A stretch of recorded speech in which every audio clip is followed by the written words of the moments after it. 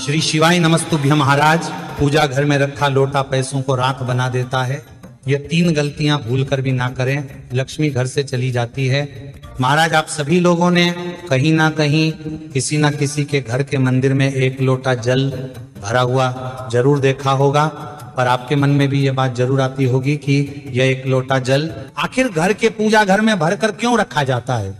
और घर की छोड़ो, आपने मंदिर में भी देखा होगा कि मंदिर में भगवान की मूर्तियों के पास में भी 1 लोटा जल भरकर रखा जाता है। तो आखिर इसका कारण क्या है और क्या हमें भी अपने घर में पूजा घर में 1 लोटा जल भरकर रखना चाहिए, सारी अद्भुत जानकारी आपको इस वीडियो में हम देने वाले हैं। महाराज, हम सभी लोगों के घर में एक ऐसा स्थान होता है जिस जगह पर हमारे घर के भगवान स्थापित होते हैं और जिसे हम हमारे घर का पूजा घर भी कहते हैं। आपने अगर ध्यान से कभी किसी के पूजा घर में देखा हो या मंदिर में देखा हो तो हमेशा भगवान की मूर्तियों के पास में 1 लोटे में जल भर कर रखा जाता है। अब ऐसा जरूरी नहीं कि वह लोटे में ही जल भर कर रखा हो, आपने कटोरी में जल भर कर रखा हुआ भी देखा हो, गिलास में जल भरा हुआ हो। तो कहने का मतलब यह है कि भगवान की मूर्तियों के पास में किसी भी रूप में आपने जल या पानी रखा हुआ जरूर देखा होगा। तो आखिर इसका कारण क्या है? तो महाराज, जिस तरीके से हमारे लिए पानी बहुत ज्यादा जरूरी है, उसी तरीके से भगवानों के लिए भी पानी बहुत ज्यादा जरूरी है। क्योंकि आपने ये बात जरूर सुनी होगी कि जल ही जीवन है। और जब हम भगवानों की पूजा करते हैं, उनकी सेवा करते हैं, उनको भोग लगाते हैं, तो क्या हम उनके लिए ये छोटा सा कार्य नहीं कर सकते? सिर्फ 1 लोटा जल अगर कोई अपने घर के पूजा घर में रखता है तो इससे उस घर के भगवान वैसे ही प्रसन्न हो जाते हैं और उस घर में सुख और शांति आना भी शुरू हो जाती है। उस घर में सदैव भगवान का आशीर्वाद बना रहता है। इसीलिए महाराज, आपको भी अपने घर के पूजा घर में 24 घंटे 1 लोटा जल भरकर जरूर रखना चाहिए। अब महाराज, ये 1 लोटा जल भरने के कुछ नियम होते हैं और जब हम भगवानों को 1 लोटा जल भरकर रखते हैं तो वह जल हमें कहाँ से लेना होता है, उस जल को कब बदलना होता है, कौन से लोटे में हमें जल रखना होता है और क्या लोटा ही रखना जरूरी है, कोई और पात्र में हम लोग इस जल को भरकर भगवानों के लिए नहीं रख सकते, ये भी आप जान लीजिए। महाराज, वैसे तो भगवानों के लिए चांदी के किसी पित्र में ही आपको जल भरकर रखना चाहिए, पर ऐसा सभी लोग नहीं कर सकते हैं। इसीलिए आपके घर में कोई एक छोटा सा लोटा हो, क्योंकि 1 लोटा जल मंदिरों में भरकर रखा जाता है। वहां पर स्थान बड़ा होता है तो 1 लोटा जल रखने में कोई परेशान नहीं होती है, पर हमारे घर के पूजा घर छोटे होते हैं और अगर हम वहां पर 1 लोटा भरकर रख देंगे तो वहां पर हमारी बहुत सारी जगह चली जाएगी और फिर भगवान ही नहीं दिखेंगे। इसलिए आप चाहे तो बाजार से जाकर एक छोटी सी लुटिया या छोटा सा गिलास लेकर आए, जो आपके घर के पूजा घर में बहुत कम जगह में रखा जाए और उसके अंदर फिर आप जल भरकर रखें।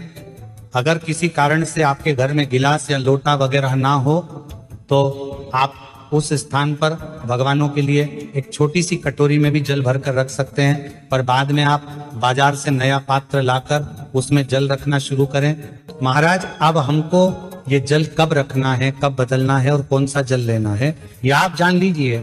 सबसे पहले आपको ये जल शुद्ध और ताजा ही भगवान के लिए भरकर रखना चाहिए और रोज सुबह जब आप अपने घर के भगवानों को स्नान कर कर बैठाते हैं, उसके बाद में आपको ये 1 लोटा जल अपने घर के पूजा घर में भगवान से बोलकर रख देना चाहिए और आपके सभी भगवानों को अलग अलग जल रखने की जरूरत नहीं है। आप एक ही पात्र में सभी भगवानों के लिए जल रख सकते हैं। महाराज, अब जिस तरीके से आप रोज भगवानों के स्नान का जल भरकर रख देते हैं, उसी तरीके से आप लोग भगवानों के पीने का ये 1 लोटा जल भी भरकर अलग से रख दिया करें। और अगर आपके घर में हैंडपंप या जेट लगा हुआ है जहां से आपको तुरंत ताजा पानी मिल जाए, तो फिर आप लोग उस समय मोटर चलाकर ताजा पानी निकालकर वह जल ही भगवानों को रखें। महाराज, अब आपने एक बार सुबह भगवानों को स्नान कराने के बाद इस जल को पूजा घर में भरकर रख दिया। अब आपको पूरे 24 घंटे के लिए इस जल को बदलना नहीं रहता है। मतलब जैसे आज की पूजन के बाद जब आप अगले दिन पूजन करेंगे तो उस समय इस जल को बदलेंगे, क्योंकि ये जल बार बार बदला नहीं जाता है। 24 घंटे में जब आप भगवानों को स्नान कराएं उस समय इस जल को बदला जाता है। महाराज अब जो एक दिन पुराना जल होगा उस जल का हमें क्या करना होगा, ये बहुत ही जरूरी प्रश्न है, ये आपको जरूर पता होना चाहिए।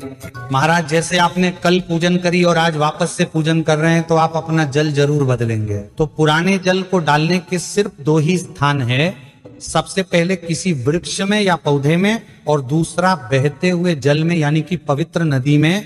बस ध्यान रखना कि इस जल को तुलसी जी के पौधे में नहीं डालना होता है, क्योंकि ये जल हम सभी भगवानों को रखते हैं, जिसमें शिव जी भी होते हैं, गणेश जी भी होते हैं और सभी भगवान होते हैं। तो इस जल को हम तुलसी जी के पौधे में नहीं डाल सकते। इसके अलावा जो पौधा आपके घर में हो उस पौधे या गमले में या किसी पेड़ में आप इस जल को डाल सकते हैं और वापस से फिर अपने इस पात्र में नया जल भरकर भगवानों को रख सकते हैं। महाराज आपको सिर्फ जल बदलने की जरूरत होती है, आपको रोज उस पात्र को नहीं बदलना है। जिस पात्र में आप इस जल को भर कर रख रहे हैं महाराज, इसी के साथ में कोशिश करें कि उस जल को आप हल्का सा ढक कर रखें।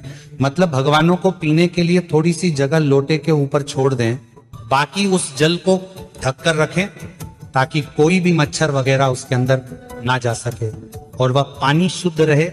महाराज ये एक लोटा जल सभी को अपने घर के पूजा घर में जरूर रखना चाहिए, क्योंकि इसको रखने से घर के सभी भगवान खुश रहते हैं और घर में कभी भी कोई मूर्ति या प्रतिमा चटकती नहीं है। महाराज इस तरीके से पूजा घर में 1 लोटा जल रखने के नियम होते हैं। अगर आप लोग भी अभी तक अपने घर में 1 लोटा जल नहीं रखते हैं तो आज से ही रखना शुरू कर दीजिए। और क्या आप लोगों को यह बात पहले से मालूम थी? कमेंट में जरूर बताएं। और आपको हमारी ये वीडियो कैसी लगी वो भी जरूर बताएं। और आप हमारी ये वीडियो कहाँ से देख रहे हैं कमेंट में जरूर बताएं। श्री शिवाय नमस्तुभ्यम महाराज।